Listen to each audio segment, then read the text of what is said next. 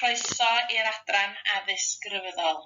Fy enw I yw Mrs Glenda Barlow a fi ydi pennaeth yr adran addysg grefyddol.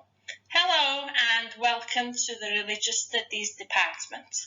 My name is Mrs Glenda Barlow and I am the head of Religious Studies.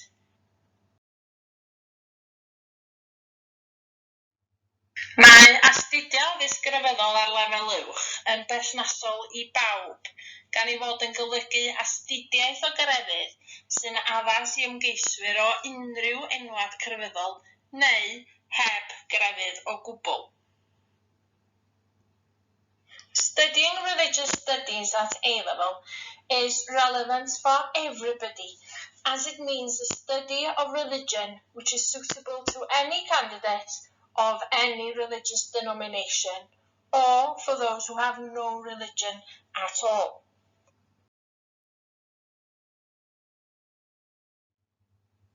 Mae'r modiwlau yn trafod deunydd pwnc penodol, fel yr ymchwil am ystyr mewn bywyd, gwirionedd a gwerthoedd eithaf, ac ymchwilio credoau crefyddol.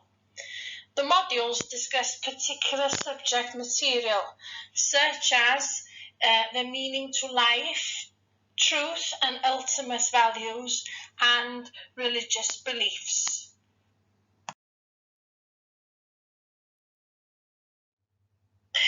Pa gyfleoedd a gewch chi?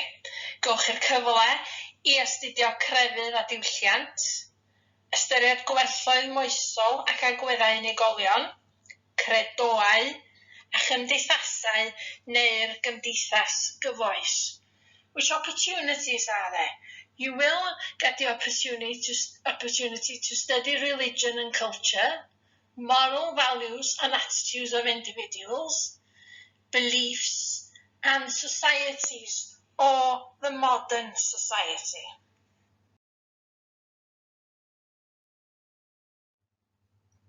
Ydy'r pwnc yn addas ar gyfer astudiaeth addysg bellach? Yn syml yndi. Mae'r pwnc yn darparu sylfaen addas ar gyfer astudiaeth addysg grefyddol neu gyrsia perthynol mewn addysg uwch. Wrth gwrs, mae unrhyw astudiaeth o bobl a'i thraddodiadau crefyddol yn mynd i'ch paratoi hefyd ar gyfer y byd yn gyffredinol. Is the subject relevant for further study? Well, simply yes. The subject prepares the relevant basis for the study of religious studies or any other related subject at higher education.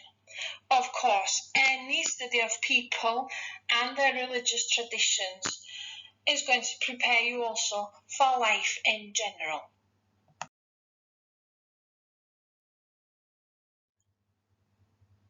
Yn naturiol, mae'r pwnc yn barhad o'r fanyleb tygau, ond gall myfyrwyr nad ydynt wedi astudio ar lefel tygau I astudio ar lefel uwch hefyd.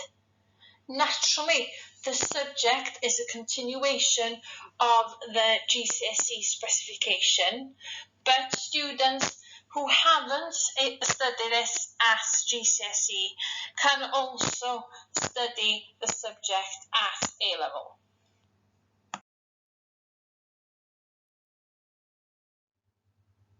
Fel y gwelwch, bydd myfyrwyr yn astudio 2 fodiwl yn uwchgyfrannol, sef bwdhaeth a chrefydd ac athroniaeth. Mae'r modiwlau A2, sef blwyddyn 3 ar 10, yn golygu astudio'r 2 uned mewn mwy o fanylder gan ychwanegu uned arall hefyd, sef crefydd a moeseg. As you can see, students will study 2 modules at AS level, which are Buddhism and Religion and Philosophy. The A-level modules mean studying those 2 modules further and in greater detail, in addition to another module, which is Religion and Ethics.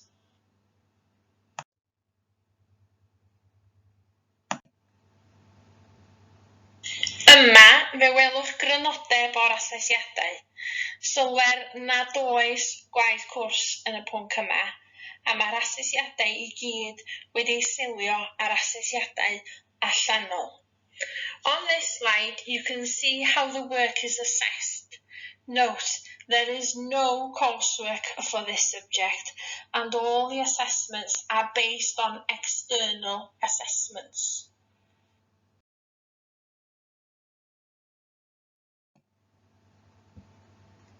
A dyna addysg grefyddol ar lefel uwch I chi.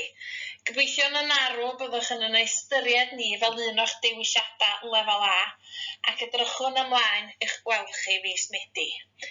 And there we are, Religious Studies at A-level. We sincerely hope that you'll consider us as one of your A-level choices, and we look forward to seeing you in September. Diolch yn fawr.